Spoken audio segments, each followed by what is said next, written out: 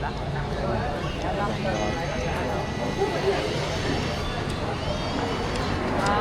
hồng đần.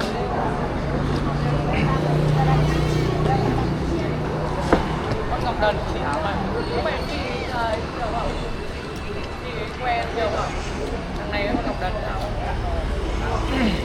Hai cái này là khác nhau. Giống nhau mà. Hai giống nhau. Cho nhiều.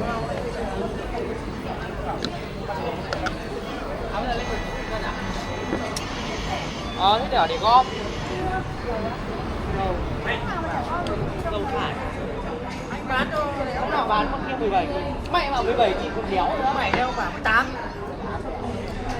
Bán cân 18. Cân này lít. Cân đúng không? Không anh nhập con đến nói là bảo 17. Đúng rồi, 7, tao nghe anh 7. Này là 17. Tao bán con kia 17. 17 là Thái Nguyên. À thế à? Phúc à? Lâu lâu lên một lần à? Hôm qua nó lên đấy. Mẹ bảo em bán mẹ rồi à? Bán mẹ đi rồi. Lâu quá. Thế là nó nhắn lại bảo là đang lên đó.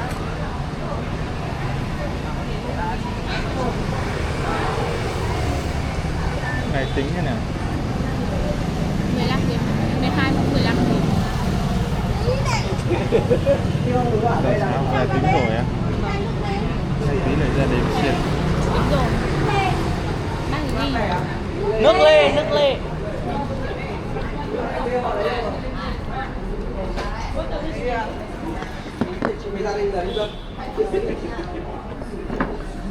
Tiền hả?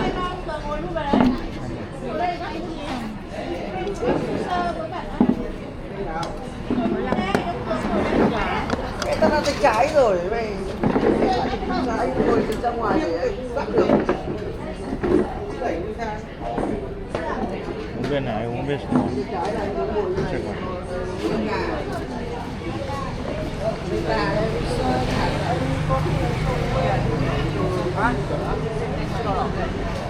Ơi, cho em mấy đôi nước chấm với.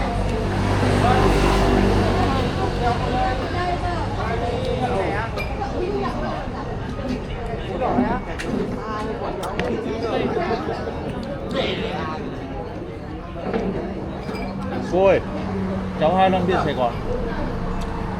2 bia Sài Gòn này. 2 bia Sài Gòn.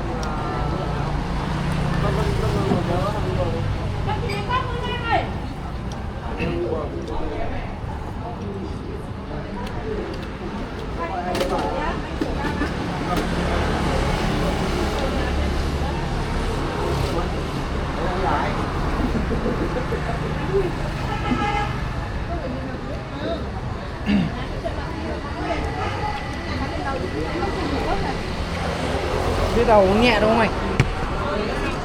Bia tàu uống nhẹ đúng không ạ? Nhẹ quá. Uống nhẹ, bia tàu nó nhẹ hơn. Nhưng mà cái này nó ghi là 8 độ à? Hay là sao? Có phải độ bia của đây của nó đây không? Không. Không phải. Thế nó bao nhiêu độ? Uống nó nhạt. Nhạt mà. Của mình 5 độ, của nó phải nửa của mình. Chỉ bằng nửa thôi nhỉ? Nửa của mình. Còn anh uống cái loại bon kia là cái loại bia hoa quả kia thì nó độ nó Cao hơn tí á? không, nó cũng như thế nhưng mà nó thơm hơn thôi. Thơm hơn. Tại uống quen bia mình rồi, uống cái này hơi nhạt. Bia mình mới là đẳng cấp. Mấy lon thôi mình thấy nóng rồi, bia này Không xin nhề.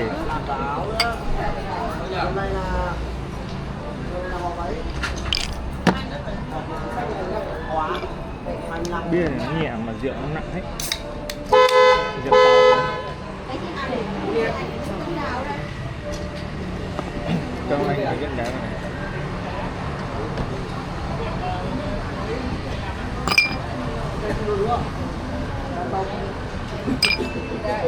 Tán tông rồi đó.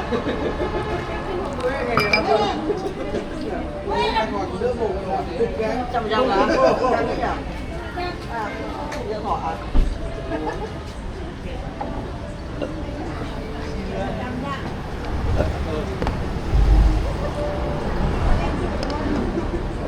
Chắc là không lên nổi tiếng, không đeo quế.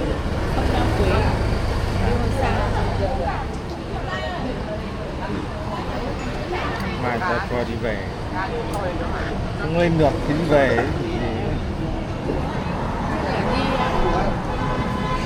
Từ trong mặt của thành phố Tuyên Quang. Không được.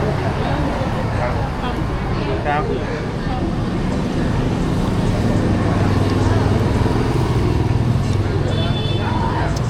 Cách gì đỏ loạn kìa. Đây này đi sông Nho Quế phải đi Ba Hàng Tây nữa. Có nghĩa đi từ thành phố Tuyên Quang lên sông Nho Quế là phải đi 150 cây, 200 cây. Đây em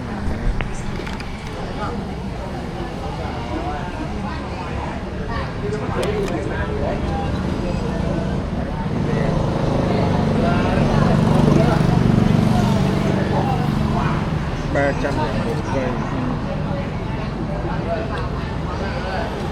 Đất cổ Vân Văn 291 cây. Đi em, mình lên ở đến Quảng Bạ gì ấy. Bà xa. Em xuất đi. Bạ gần hơn. Xa. Thế à?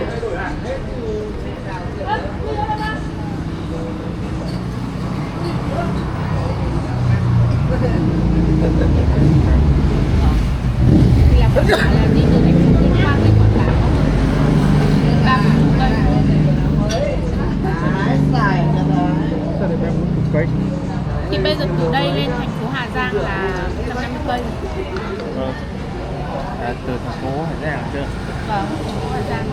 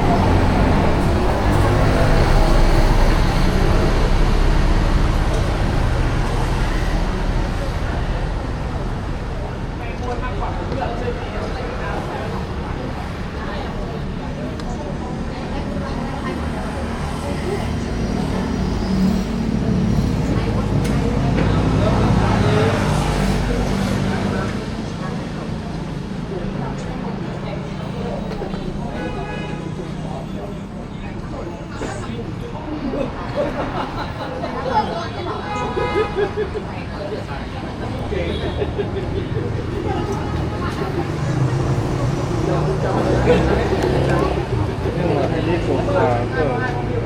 Cột cờ bao nhiêu cây nữa?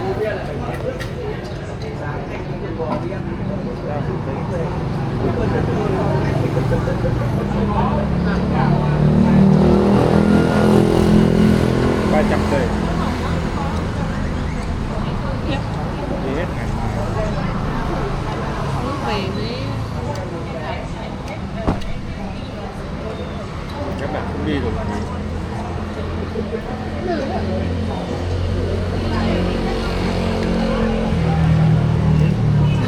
nhớ. Hả? Anh Nhớ gì?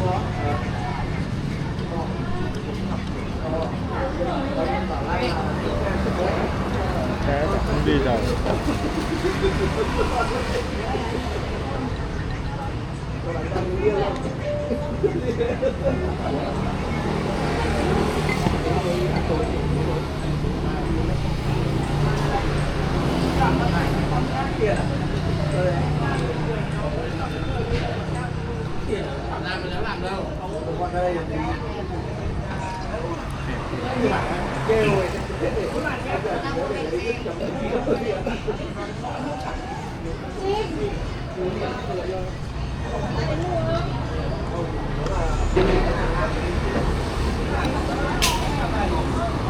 Bảy tiếng.